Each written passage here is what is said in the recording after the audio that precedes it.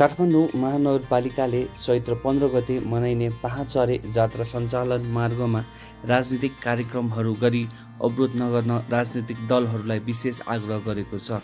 साथै महानगरले उक्त दिन वैकल्पिक मार्गबाट सवारी साधन सञ्चालन गर्न सवारी चालकलाई समेत अनुरोध गरेको छ।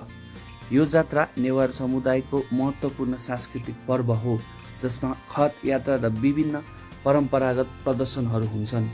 महानगरले यस्ता गतिविधिलाई निर्वाध रूपमा सम्पन्न गर्न राजनीतिक सभा, जुलुस वा अन्य कुनै पनि कार्यक्रम उक्त मार्गमा आयोजना नगर्न अनुरोध गरेको हो।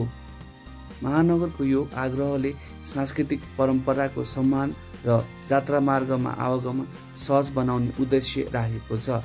साथै स्थानीयवासी र पर्यटकहरूलाई समेत यो पर्वको अनुभव लिन सहज होस् भन्ने हेतुले यस्तो कदम चालिएको महानगरले जनाएको छ।